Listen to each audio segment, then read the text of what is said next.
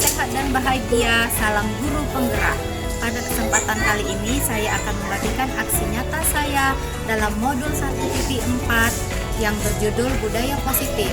Dalam kesempatan ini saya akan mengadakan seminar kecil untuk mengimbaskan ilmu yang saya dapat tentang budaya positif kepada rekan-rekan guru saya di sekolah saya, yaitu TK Cambridge Binjai. Dan dalam kesempatan ini juga saya akan membuat kesepakatan kelas bersama murid-murid saya. Semoga dalam aksi nyata ini dapat kami aplikasikan di sekolah kami TK Cambridge Binjai. Untuk itu saya minta kolaborasi kepada teman-teman rekan sejawat saya dalam mengaplikasikannya. Guru penggerak, bergerak, bergerak, menggerakkan. Assalamualaikum warahmatullahi wabarakatuh. Semoga video ini bermanfaat. Terima kasih.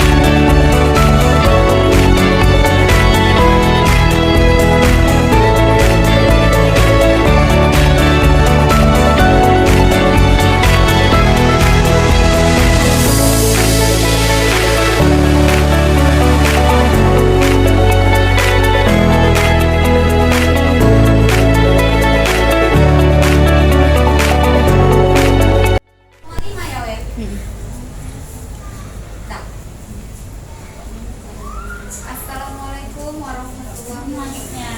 Tes. Tes. Nah, ini ya, habis panggil Bu Nur.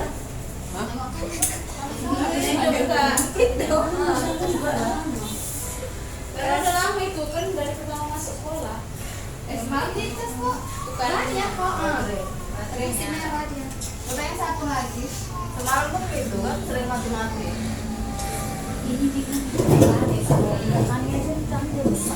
Tes. Yang berat itu baru. Assalamualaikum warahmatullahi wabarakatuh. Waalaikumsalam.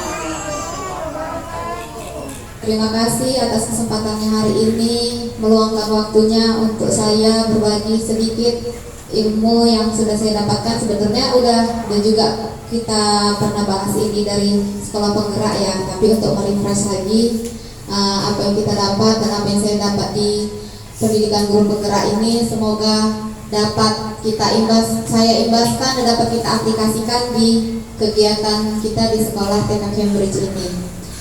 Pertama-tama marilah kita panjatkan puji syukur kita kehadirat Allah Subhanahu wa taala, karena walaupun dengan cuaca yang mendung ini tadi anak-anak masih semangat sekolah, sampai kita pun ikut terlibat dirinya, semangatnya.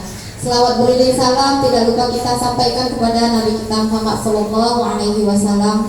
Semoga kita akan mendapatkan syafaatnya di yaumil akhir nanti. Yang saya hormati Ibu Kepala TK Cambridge Miss Rahmida Siregar, yang saya hormati Miss semua yang bersedia meluangkan waktunya pada hari ini dan bersedia belajar, terus belajar.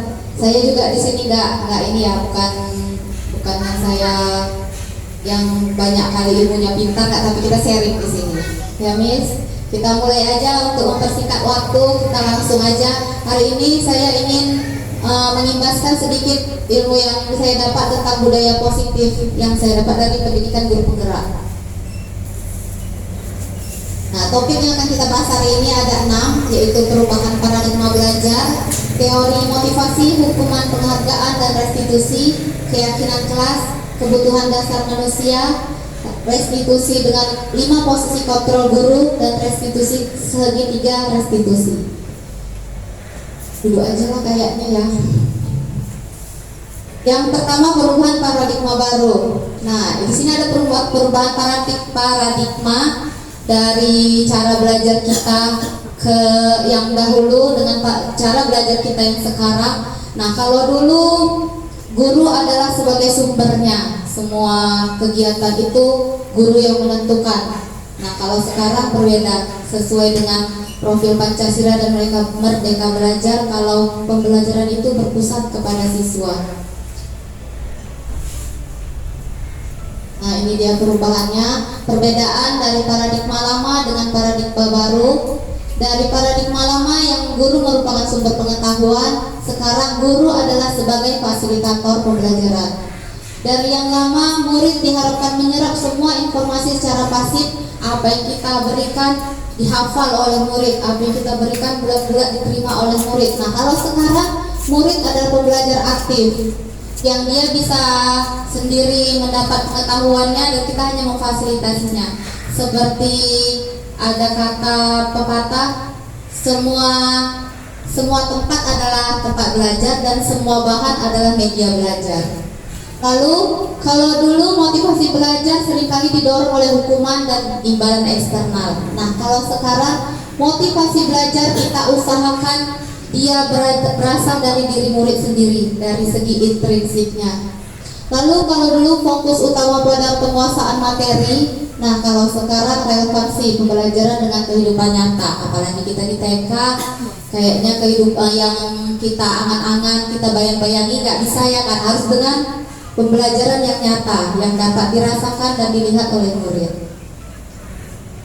Ini perubahan paradigma kontrol, teori kontrol, ilusi kontrol. Pada dasarnya kita dapat memaksa murid untuk berbuat sesuatu jika murid tersebut memilih untuk tidak melakukannya, walaupun tampaknya guru sedang mengontrol perilaku murid.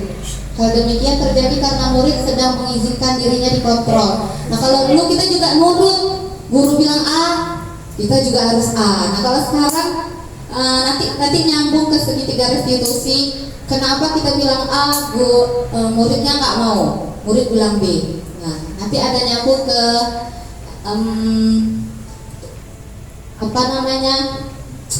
berikutnya.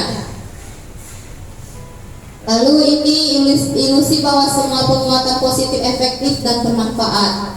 Nah, kalau dulu juga berlaku kita penguatan positif atau bujukan adalah bentuk-bentuk kontrol. Segala usaha untuk mempengaruhi murid agar mengulangi suatu perilaku adalah suatu usaha untuk mengontrol murid tersebut.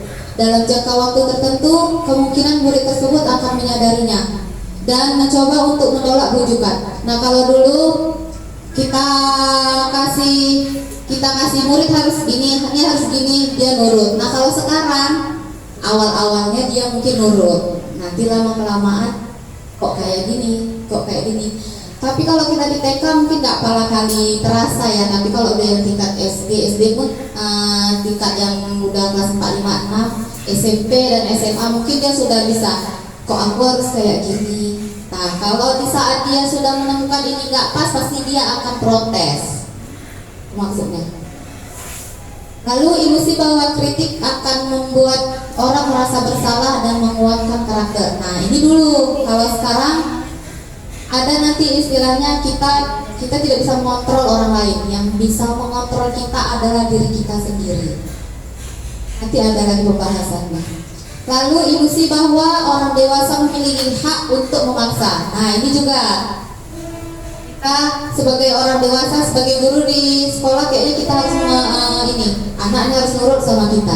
Nah, tapi sekarang udah berbeda. Sekarang kita harus bisa PNG yang gak hanya kita aja maunya dituruti, tapi maunya murid juga dituruti. Tapi nanti kita akan bahas sedikit masalah ini ya, Geza ya. Kayaknya kalau Geza agak sedikit berbeda dia. Lalu perubahan paradigma stimulus respon ini menurut Stephen R. Covey mengatakan bahwa bila kita ingin membuat kemajuan perlahan, sedikit-sedikit ubahlah sikap atau perilaku Anda. Jadi untuk kita bisa orang sesuai dengan kemauan kita, tapi kita juga harus bisa sesuaikan kita dengan orang lain. Nah, ini dia perbedaan dari stimulus respon dan teori kontrol. Kalau menurut stimulus respon, realitas kita itu sama. Tapi kalau menurut teori kontrol, realitas atau kebutuhan kita itu berbeda. Dan semua orang bisa melihat yang sama kalau di stimulus respon. Kalau di teori kontrol, setiap orang memiliki gambaran berbeda. Kalau di stimulus respon, kita mencoba mengubah orang agar berpandangan sama dengan kita. Nah, kalau di teori kontrol, kita yang berusaha memahami pandangan kita terhadap orang lain. Kalau di stimulus respon, perilaku buruk dilihat sebagai suatu kesalahan. Kalau di teori kontrol, semua perilaku memiliki tujuan. Nanti juga nyambung ke belakang, ke materi di belakang. Nah, kalau di stimulus respon, orang lain bisa mengontrol saya. Nah, ini dia yang saya bilang. Kalau di teori kontrol, hanya Anda yang bisa mengontrol diri Anda. Kalau di stimulus respon, saya bisa mengontrol orang lain. Kalau di teori kontrol, Anda tidak bisa mengontrol orang lain. Kalau di stimulus respon, pemaksaan ada pada saat rujukan gagal. Kalau di teori kontrol, kolaborasi menciptakan pilihan-pilihan baru. Dan stimulus respon dengan model berpikir menang kalah. Kalau di teori kontrol, model berpikir menang-menang. Nah, kalau kita usahakan kita win-win solution, kita bisa mengontrol murid juga merasa senang. Nggak kayak di stimulus respon, kalau murid udah berhasil dia nuruti kita, berarti kita menang, murid yang kalah. Nah, ini nggak gitu. Selanjutnya kita masuk ke disiplin positif. Apa itu disiplin positif? Disiplin dimaknai menjadi suatu yang dilakukan seseorang pada orang lain untuk mendapatkan kepatuhan. Kalau saya tanya disiplin, apalah satu kata yang terlintas dari Miss kalau saya sebut kata disiplin? Boleh? Disiplin, apa yang terlintas? Satu kata. Teratur. Miss Evi? Waktu. Tepat waktu. Miss Nanda? Kebiasaan. Miss Weni? Aturan. Miss Nur? Patuh. Smida? Taat. Ya.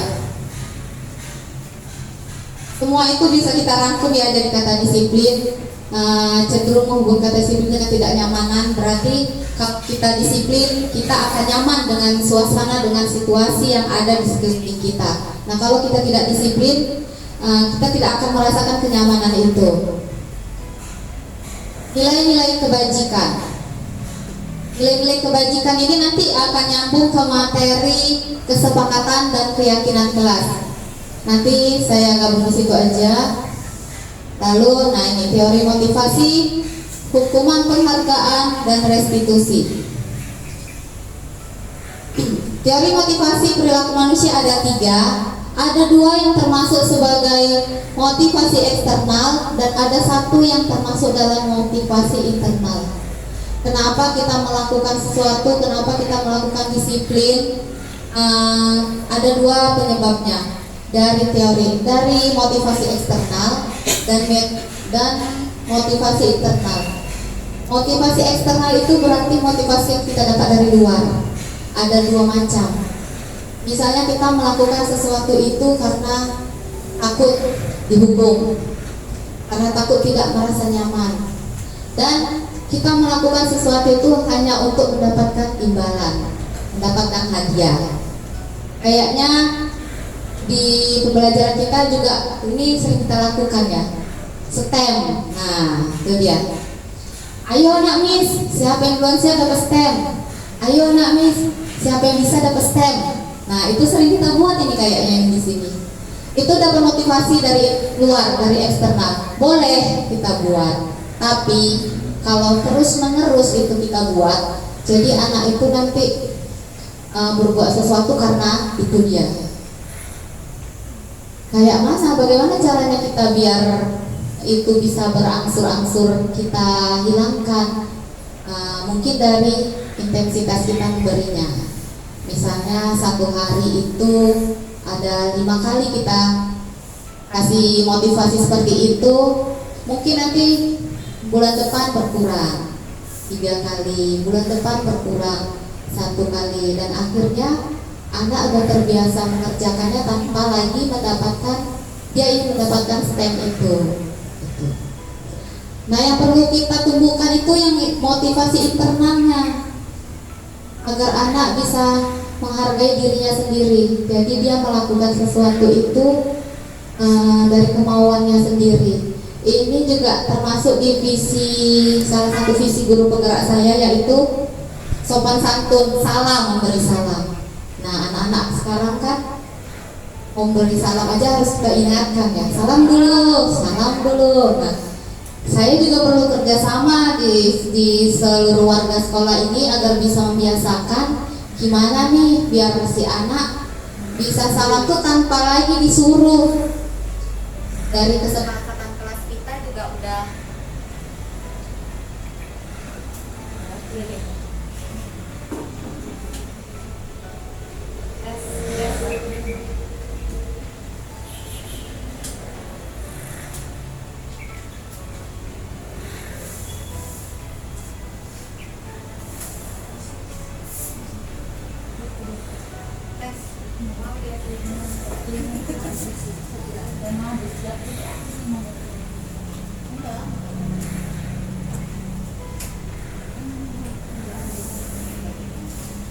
lanjut aja. Dari kesepakatan kelas kita juga udah ada kita buat itu ya, salah satunya memberi salam. Nah, nanti juga ada materi yang bersangkutan dengan itu, dimana nanti kita bahas caranya bagaimana bisa murid dapat memberi salam sama kita itu nggak lagi disuruh lagi. Jadi terbiasa, udah menjadi kebiasaan, dan kita maunya kalau dia nggak salam malah dia nyariin, ada ya, udah ya, ada kayak gitu ya kan, yang dia harus ketemu dulu semua muridnya, semua missnya, baru dia mau pulang, atau dia baru datang semua harus disalam dulu, itu juga ada. Nah, kita maunya yang seperti itu.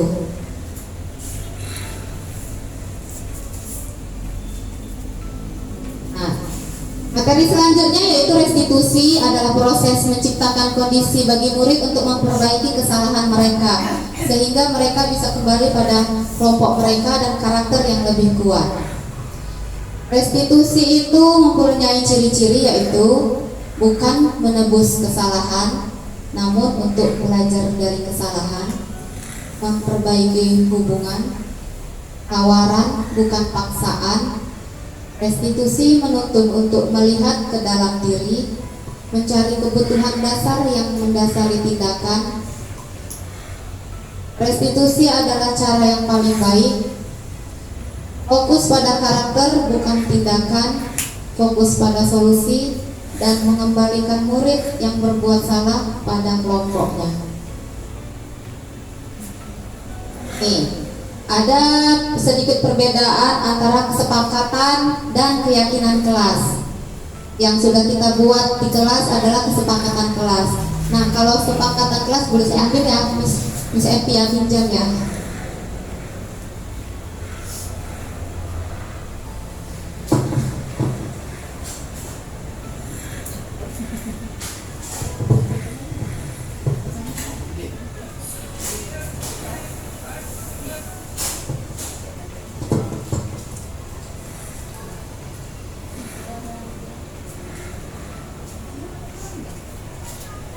Nah, kita udah buat ini di kelas.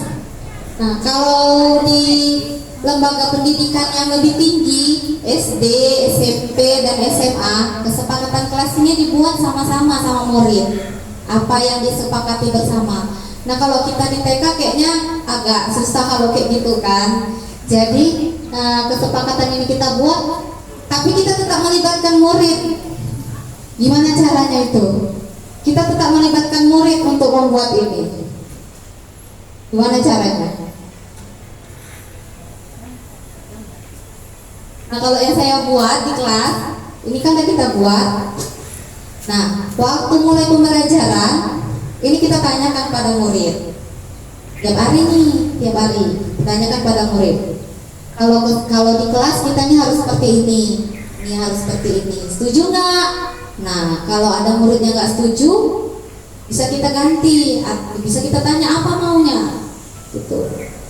Tapi kalau anak TK kayaknya kalau ditanya apa maunya juga payah ya jawabnya ya. Jadi ini kayaknya udah sesuai, tinggal kita minta aja persetujuan. Oke.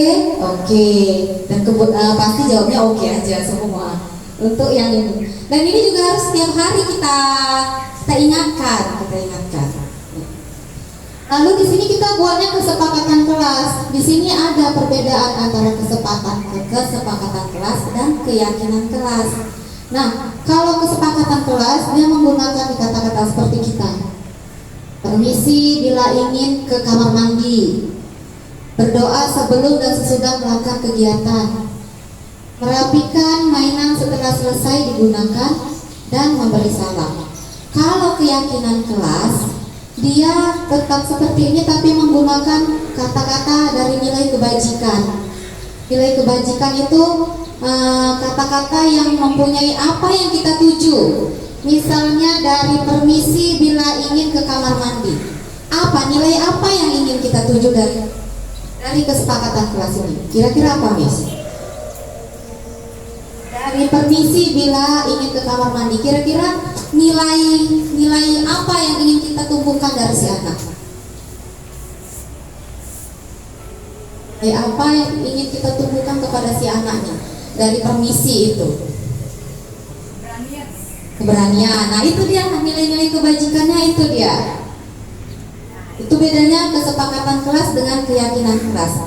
Jadi kalau misalnya keyakinan kelas bisa kita ubah kata-katanya. Apa tadi, Miss? Keberanian mengungkapkan perasaan, ingin ke kamar mandi. Nah, itu dia. Dia ada kata-kata nilai kebajikan, ada kata-kata nilai yang ingin kita tuju dari kesepakatan yang kita buat ini. Nanti ini jadi ini kita di belakang ya, kita sambung di belakang. Jadi seri kita tukar kesepakatan kelas kita jadi keyakinan kelas. Kita lanjut. Tutupin.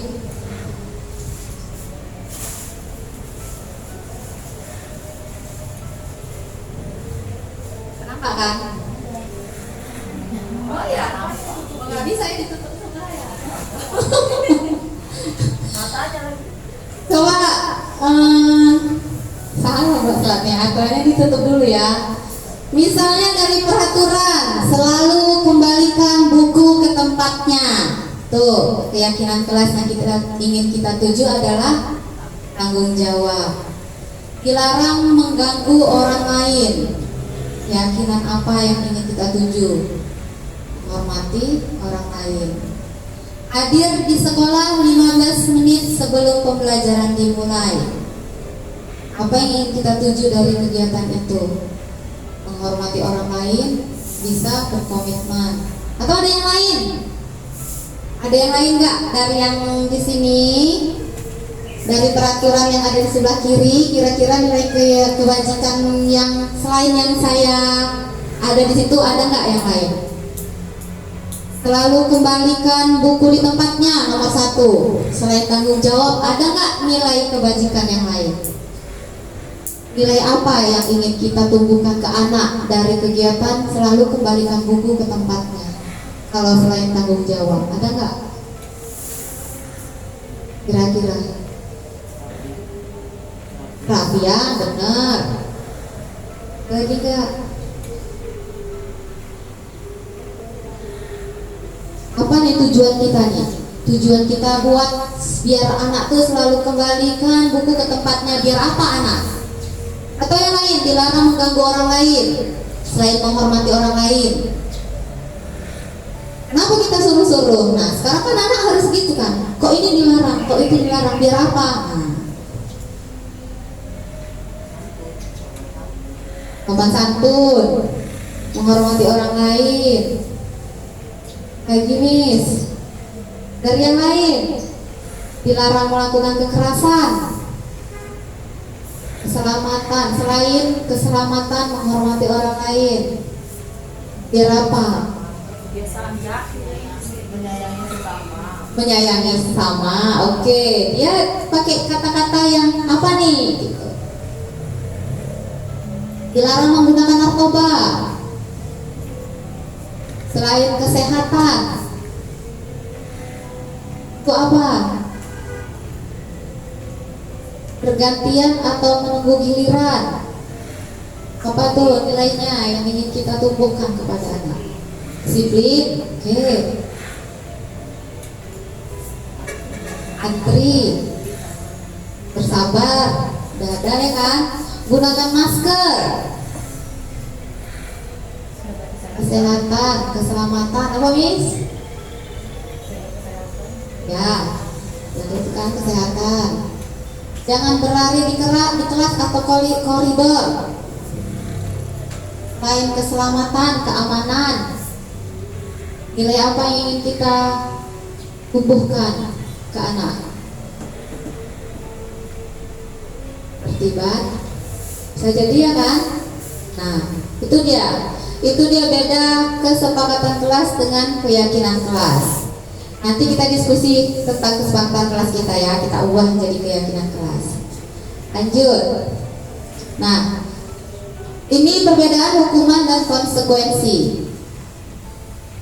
Kita sering lakuin yang mana nih? Hukuman atau konsekuensi? Kalau hukuman sesuatu yang menyakitkan harus terjadi. Kalau konsekuensi sesuai harus terjadi. Dari semua ini intinya, kalau yang saya dapat, yang saya tangkap, kalau hukuman yang kita berikan itu kepada anak tidak sesuai dengan kesalahannya. Misalnya dia datang terlambat, ayo kutip sampah. Apa hubungannya datang terlambat sama kutip sampah? Nah, tapi kalau konsekuensi kita kasih dia seperti hukuman, tapi sesuai dengan kesalahannya. Misalnya dia datang terlambat 5 menit, konsekuensinya dia pulang lebih lama 5 menit. Tuh, itu intinya yang saya dapat, perbedaan hukuman dengan konsekuensi. Nah, kalau hukuman dia tidak sesuai dengan kesalahan yang dibuatnya. Kalau konsekuensi dia ada keterkaitan antara kesalahan dengan yang diterimanya. Nah, itu dia. Kalau Geza itu kayak mana kita? Kayaknya Geza ini udah belajar ini pun nanti ada yang namanya segitiga restitusi. Tunggu ya Miss, nanti kita bahas di belakang Geza. Tuh, misalnya yang pertama contohnya, mencatat 100 kali di buku kalimat saya tidak akan terlambat lagi karena terlambat ke sekolah. Hukuman atau konsekuensi? Hukuman ya, cocok kan? Apa hubungannya dia terlambat sama nulis? Nah itu ya kan. Lalu lari mengelilingi lapangan basket 2 kali karena terlambat hadir di sekolah. Yang konsekuensi menggantikan kertas tugas teman yang telah dicoret-coret. Konsekuensi. Jadi kalau misalnya Geza dia menendang kawannya, itu konsekuensinya gimana kita berikan? Apa kan nggak mungkin kita tendang lagi dia si anak tadi ya kan? Ya itu dia perbedaan hukuman dan konsekuensi. Kalau hukuman dia nggak akan buat mungkin murid itu jerah untuk beberapa saat aja. Tapi kalau kita berikan konsekuensi atau restitusi, dia akan perlahan-perlahan akan membuat murid itu sadar, oh ini salah, oh itu salah, ini yang baik, ini yang nggak baik. Dia akan sadar. Tapi ini juga waktu belajar ini saya masih bertanya-tanya sama instrukturnya. Kalau di TK kayak mana penerapannya? Karena kalau di TK cuma saya sendiri, yang lain SD, SMP, SD pun tingkatnya tingkat tinggi, 4, 5, 6, SMP, SMA. Mereka nggak susah kali kayaknya untuk menerapkan ini. Tapi kalau untuk di TK, untuk memberikan kita penjelasan kepada anak-anak aja itu butuh ini ya, keahlian khusus. Oke, kita lanjut kebutuhan dasar manusia. Nah ini nanti kita lihat berhubungan juga dengan materi berikutnya. Manusia itu ada 5 kebutuhan. Walaupun dia masih TK ini juga udah terdapat. Dia perlu bertahan hidup, dia perlu penguasaan, dia perlu kasih sayang dan rasa diterima, dia butuh kebebasan, dan dia butuh kesenangan. Nanti kita kupas juga nih Genza nih perlunya yang dimana yang nggak dipenuhinya ini ya. Karena kayaknya memang Genza yang kayak jadi ini kita ya. Kalau yang lain masih bisa ditangani. Jadi yang 5 tadi, bertahan hidup seperti tempat tinggal, makan, rasa aman dalam perlindungan, dalam lingkungannya, cinta kasih sayang, ya pasti udah perlu kasih sayang kita dari semua orang yang di sekeliling kita. Kekuasaan, ini juga kita pasti ingin juga didengar, ingin juga melakukan sesuatu yang orang lain juga ingin mengikuti kita gitu ya kan. Lalu kebebasan kita dalam memilih apa maunya kita, dan kesenangan melakukan sesuatu yang membuat kita senang.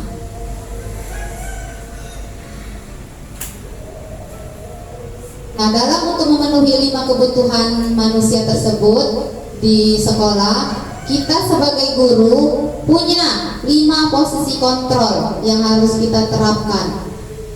Ada 5, yaitu guru sebagai pembuat kesalahan, ada guru sebagai penghukum, ada guru sebagai teman, ada guru sebagai pemantau, ada guru sebagai manajer. Nah, kalau guru sebagai penghukum, apapun kesalahan murid, dia hanya berpatokan pada hukuman, pada peraturan yang berlaku harus dituruti, harus diikuti. Kalau tidak diikuti, ada hukumannya. Itu kalau guru sebagai penghukum. Kalau guru sebagai pembuat orang merasa bersalah, ini lembut ngomongnya, lembut sekali. Dia nggak marah-marah juga. Kok gitu sih? Nanti Miss kan jadi kayak gini gitu. Cepatlah kerjain, nanti kan kita jadi lama pulangnya. Nah itu dia. Jadi membuat murid merasa bersalah. Lalu guru sebagai teman. Kalau kita di taman kanak-kanak ini bisa kita pakai juga kalau sebagai teman. Tapi kalau di SMP SMA ini dihindari mereka sebagai teman. Kenapa? Karena mereka bisa membuat gurunya itu nanti gak ada rasa hormat lagi. Nah, kemarin saya salah tangkap. Di antara 5 ini saya pilih sebagai teman yang paling bagus, yang paling baik, karena saya memposisikan saya sebagai guru TK. Nah ternyata itu salah. Kalau ini diterapkan di SMP atau SMA, itu kalau bisa dihindari sama mereka sebagai teman. Karena itu tadi membuat murid-murid itu jadi gak ada rasa hormat sama gurunya. Tapi saya bantah juga, kayaknya cocok kalau jadi teman. Nah, mereka dibarengi dengan manajer, sebagai manajer. Jadi sebagai teman iya, sebagai manajer iya. Nah, kalau sebagai manajer ini gabungan. Nah, di dalam teman yang saya maksudkan tadi, kalau di SMP SMA, biar dia tuh nggak takut sama kita gitu saat jadi guru ya. Jadi kita bisa masuk di keadaan dia. Itu maksud saya sebagai teman. Rupanya itu dia termasuk di dalam manajer. Jadi di dalam manajer ini guru juga bisa sebagai teman, tetapi ada batasan tertentu. Nah, kalau pemantau ini mirip dengan penghukum. Dia sesuai kali dengan peraturan. Peraturan A harus ditepati. Kalau enggak ditepati ada sanksinya. Langsung, enggak ada terima alasan.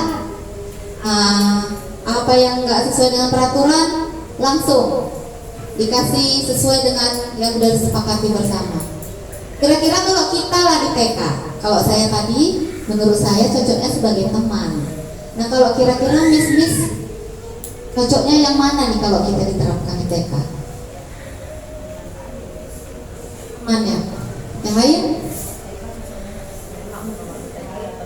Ya kan? Kalau kita manajer pun kasih kali kita penjelasan. Nah, ya memang cocok juga, cuma pakai kata-kata kita ini yang harus pas sekali sama anak, bisa diterima sama anak ya.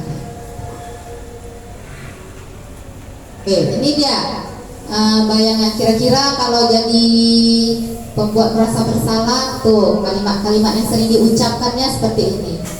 Saya kecewa sekali dengan kamu karena kamu sudah seperti ini. Kalau kita buat di TK juga nggak ngerti ya, kalau anak TK digituin ya, nggak ngerti dia merasa bersalah, ya kan? Lalu kalau sebagai penghukum kamu tidak pernah benar melakukannya, langsung vonis dia, si anak ini bersalah. Kamu salah, kamu begini, kamu begini. Nah itu. Kalau sebagai teman nih, kita ajak, kita rayu, kita bujuk. Kalau sebagai pemantau, apakah kamu mau mendapatkan stiker bintang hari ini? Nah kalau mau harus seperti ini. Nah tapi itu juga ini sering ya kita buat berarti ya sebagai pemantau. Nah kalau manajer, bagaimana kamu bisa menyelesaikan masalah ini? Nah, dia balik tanya. Dia berkaitan dengan ini. Nah, ini dia sebenarnya materi utamanya. Segitiga restitusi untuk menyelesaikan masalah. Ada 3 tahapan dalam menyelesaikan masalah, yaitu menstabilkan identitas, validasi tindakan yang salah, dan menanyakan keyakinan. Nah, di menstabilkan identitas, kita posisikan kita juga melakukan kesalahan apa yang dilakukan oleh murid. Misalnya dia datang terlambat, kita memposisikan kita juga datang terlambat. Kita bincang-bincangnya, Miss juga pernah nih datang terlambat. Gitu.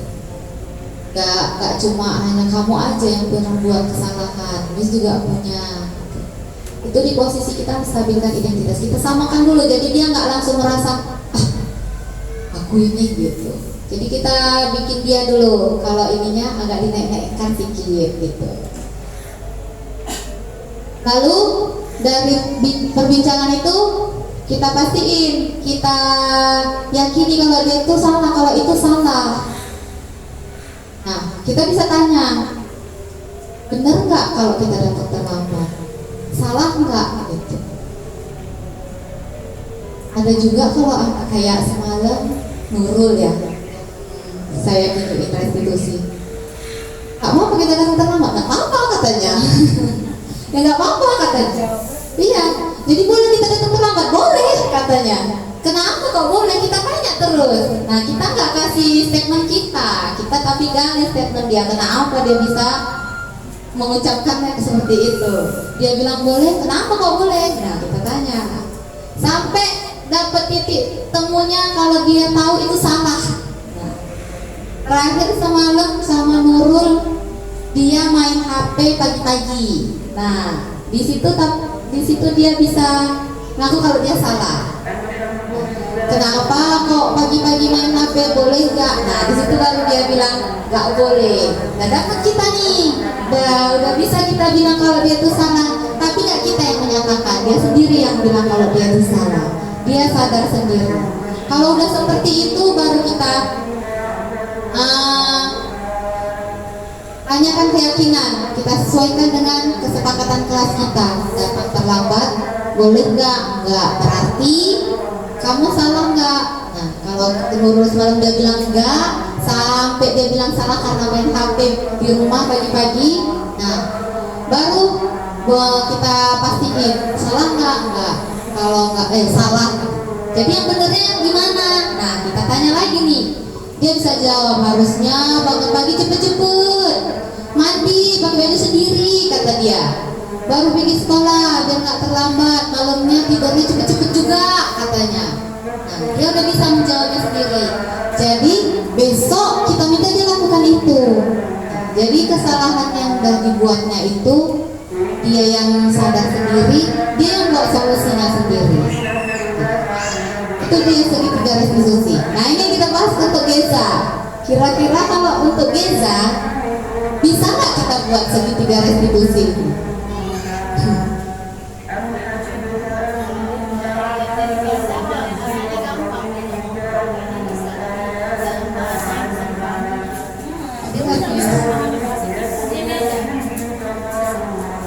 Cuk.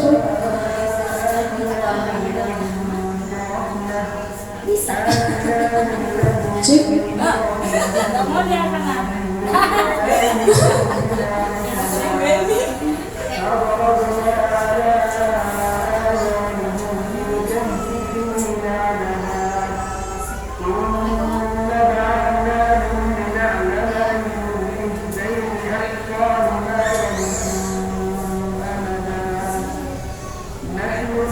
Kalau Geza menurut saya bisa kita buat ditanya melalui versi segitiga resus ya guys. Karena dia anaknya itu kalau diajak ngomong mungkin nyambung bahasanya, dia cuma ngobrol kan. Tapi dalam menanyakannya itu dalam bahasa yang mungkin yang bisa dipahaminya. Kalau sesuai yang aturan yang ada di sini mungkin bahasanya kan terlalu tinggi ya. Mungkin agak kita bisa samakan bahasanya anak-anak itu, Miss. Tapi kan kalau kita bilang dia salah, dia bukan salah Ya kan? Tapi bisa diulang lagi. Nah, itu dia. Nah, kalau di segitiga restitusi ini, dia bisa menemukan solusi. Oh, ini salah, besok aku nggak buat lagi gitu. Tapi kalau si Geza ini, ya saat itu aja dia sadar dia salah tuh dia tahu ya kan. Komunikasi dia pakai bahasa yang agak tinggi pun dia ngerti. Cuma ya itu tadi ya. Nyari, oke, besok dibuat lagi. Ya besok oke lagi, salah lagi. Nggak sampai besok. Sampai besoknya, nggak sampai besok ya. Selang berapa menit, berapa jam pun udah lagi. Hari itu juga. Tadi Miss. Jadi kira-kira cocok nggak kalau segitiga restitusi ini kita buat di PK? Umum lah, secara umum, nggak Geza, secara umum lah.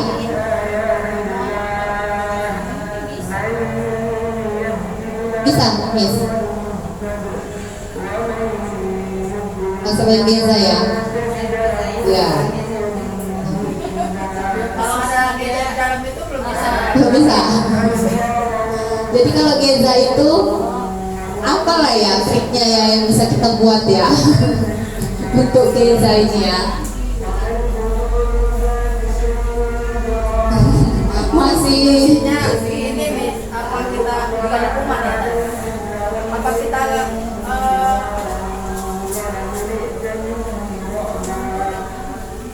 sebenarnya bukan hukuman ya Miss. Apa tadi yang dibilang tadi? Itulah. Kita buat kalau dia bikin kesalahan kita pisahkan dulu sama kawan-kawannya sendiri dulu dia sendiri. Macam mana? Mau nggak dia sendiri itu kita kasih arahan? Kalau Geja masih tetap gini, Geja nggak punya teman, nggak punya apa, Geja tetap sendiri di sini. Tetap sendiri tanpa teman, tanpa siapa-siapa, Geja mau nggak? Cuma seperti itu aja kalau menurut saya ya. Bisa nggak? Perlu ruangan yang kosong tanpa apa-apa. Kalau kita tinggalkan pun di ruangan yang ada isinya. Dia pasti hancur semua dibuatnya tanpa ruangan mainan apapun, ini kosong. Ruangan kosong sendiri tanpa teman. Nah.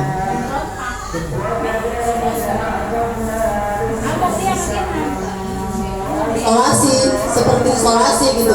Tapi kita ya bicarakan lagi ke orang tua. Jadi orang tua pun paham gitu kan. kalau tinggalkan di ruangan yang ada isinya, habis itu kita yang ya kan, iya.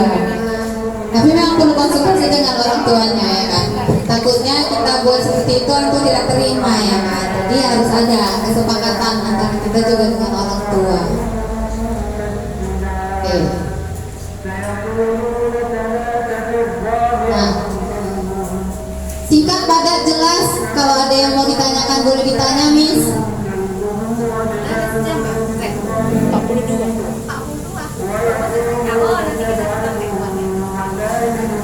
Ada yang mau ditanyakan, Miss? Silahkan. Kalau tidak ada, saya nanya. Kira-kira Miss ada yang ditanyakan?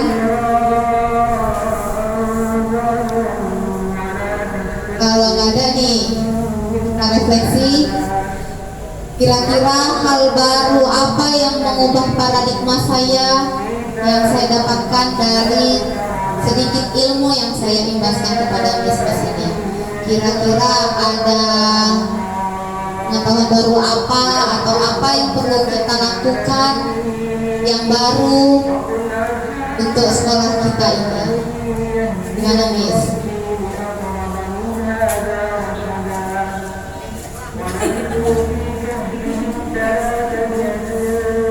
Baik, paradigma baru.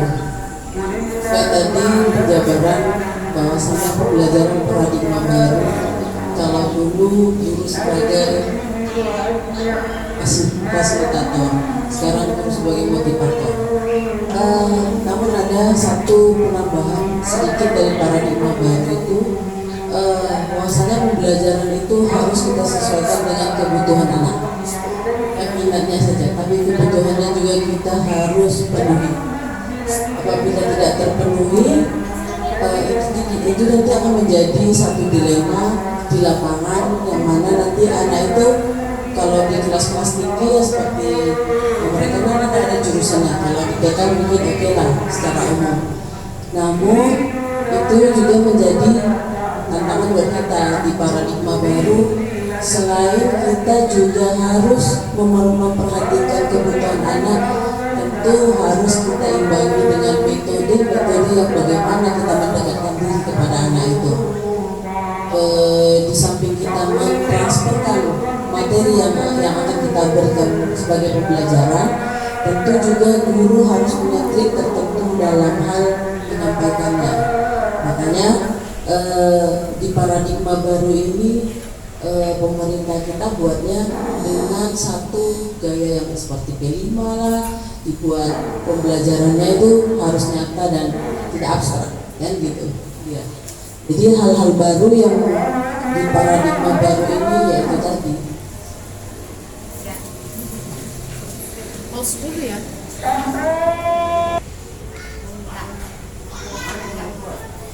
Enggak, yang tadi dah, yang itu bisa kepada anak.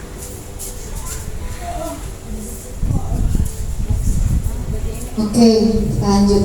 Berarti perbedaannya, kalau dulu kita guru sebagai fokusnya, kalau sekarang semua pembelajaran terpusat pada anak, dan tinggal kita sebagai guru yang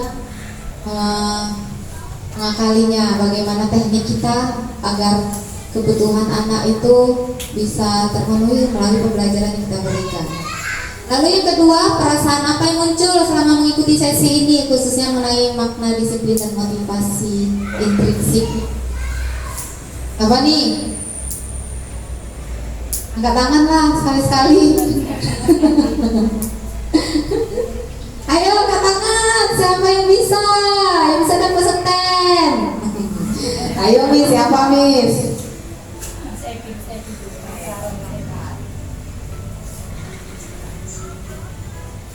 Ini perasaan saya ini. Iya. Saya pribadi. Ya, berarti. Kalau perasaan saya selama mengikuti sesi ini, alhamdulillah banyak ya pengetahuan yang belum saya tahu, seperti tadi antara kesepakatan dengan keyakinan kelas itu. Jadi saya bisa tahu kesepakatan kelas itu seperti ini ya. Itu seperti ini.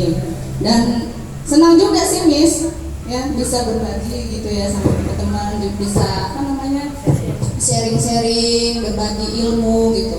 Senang Miss ya. Terima kasih. Terima kasih. Kalau ada dari yang saya sampaikan bisa menambah wawasan Miss semua, saya senang jadinya. Dan saya juga butuh kerjasama semua ya untuk mengimplementasikan ini di sekolah kita. Itu kita butuh kerjasama, kolaborasi kita semua. Nggak mungkin saya sendiri di sini yang menjalankannya, atau mungkin saya dengan Miss Nanda yang udah duluan jadi guru penggerak yang menjalankannya. Nggak mungkin. Jadi ini semua bisa kita jalankan, bisa kita aplikasikan kalau kita semua yang terlibat di sini. Nah, Ini satu PR kita nih, nggak PR harus diselesaikan sekarang. Nah, kira-kira ini kesempatan kelas kita ini mau kita ubah jadi keyakinan kelas. Nih, kita ubah jadi kayak mana nih kata-katanya? Kalau nilai-nilai kebajikan itu Miss bisa nanti searching di Google kan banyak. Nilai-nilai kebajikan tuh kata-katanya apa aja gitu. Itu kata-kata positif. Dari sebenarnya kalau kesepakatan kelas ini kan kita agak-agak sedikit kayak perintah ya kan, nggak boleh ini, nggak boleh itu. Nah, kalau di kesepakatan kelas kita ini udah bagus, udah nggak ada lagi kalimat perintah di sini. Nah, kalau yang saya lihat di teman-teman saya yang lain masih ada kalimat perintah, tidak boleh ribut di kelas. Nah, tidak boleh berlarian di kelas, itu masih banyak. Nah, kalau di dunia kita ini udah bagus, udah nggak ada kalimat perintah di sini. Tinggal kita masukkan lah nilai apa yang ingin kita tuju di kesepakatan kelas ini kepada anak. Kalau yang pertama tadi kita udah dapet ya, permisi bila ingin ke kamar mandi. Apa tadi? Ya, keberanian, bisa juga kesopanan. Jadi waktu pas miss-nya mungkin lagi rangkannya kan, anaknya mau ke kamar mandi nggak langsung pergi aja dia. Tuh.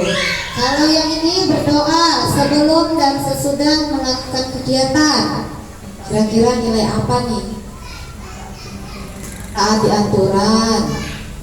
Lagi ketaatan berarti ya, ketaatan dalam ketaatan bersikap dalam berdoa ya kan, bisa. Tuh. Ada lagi nggak kira-kira dari berdoa ini? Kalau nggak ada lagi yang bawah nih, Rapikan ini udah termasuk kalimat kebajikan, kerapian. Itu sudah termasuk dia nih di nilai kebajikan ini. Dan sesuai dia. Dan kalau memberi salam ini lebih ke sopan santun, rasa hormat, ya kan? Oke. Waktu materi tentang ini saya tunjukkan ini, karena saya foto kan, saya tunjukkan ini. Oh, memang dibilang fasil, dibilang ini udah keren karena memang udah nggak ada kalimat perintah di sini kita buat. Tinggal kita masukkan aja nilai kebajikan yang ada di sini. Tepuk tangan buat kita semua. Oke, tadi udah saya simpulkan sedikit tentang paradigma baru. Perbedaan pembelajaran zaman dulu yang berpusat kepada guru sebagai fokus. Nah, kalau sekarang sudah berpusat kepada murid. Dan alhamdulillah Miss merasa senang dan ada ilmu yang saya imbaskan di sini. Semoga kita dapat mengaplikasikannya bersama. Saya minta kolaborasinya untuk menjalankannya bersama. Semoga apa yang kita inginkan, apa yang kita cita-citakan sesuai dengan visi sekolah kita dapat tercapai kepada anak-anak murid kita. Sekian, sampai di sini saja yang dapat saya imbaskan, yang dapat saya berikan sedikit ilmu saya. Kita sharing di lain waktu. Assalamualaikum warahmatullahi wabarakatuh.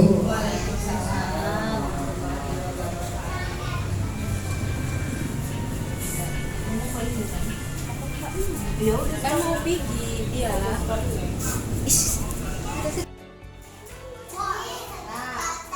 Kelompok teratai hari ini masuk di sentra sentranya baru ditanya. Sentra persiapan. Baru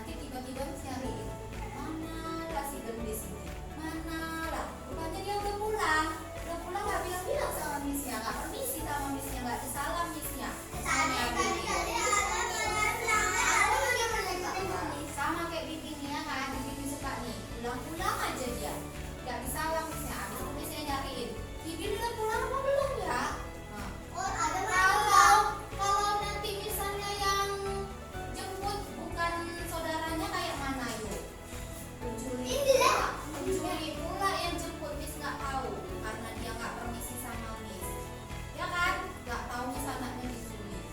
Jadi kalau mau permisi, kalau mau pulang permisi sama Miss, diapain Missnya? Oke, setuju? Ada berapa kita ulangi? Kalau ke kamar mandi anak Miss harus permisi.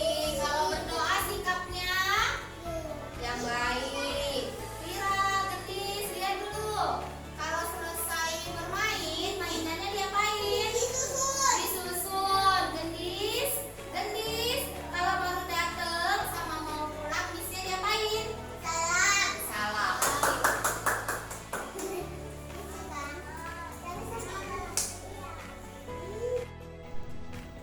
Assalamualaikum warahmatullahi wabarakatuh. Perkenalkan, nama saya Livia Ananda. Saya salah satu guru di TK Cambridge Minjai, juga rekan sejawat dari Ibu Luki Oktaviani Daulay. Terima kasih Ibu Luki yang sudah memberikan ataupun yang sudah mengimbaskan apa yang sudah didapatnya di CGP angkatan ke-11 ini, yaitu tentang budaya positif. Banyak hal yang bisa kami ambil hikmahnya dari apa yang sudah Ibu sampaikan. Semoga ilmu yang sudah Ibu paparkan, yang Ibu sampaikan kepada kami semua dapat kami jalankan di sekolah kita ini, dan kita tetap berkolaborasi dalam pelaksanaannya. Sekali lagi semangat dan sukses selalu buat Ibu Luki Oktaviani. Maju terus sampai di penghujung CGP angkatan 11. Semoga sukses selalu Ibu. Terima kasih. Assalamualaikum warahmatullahi wabarakatuh.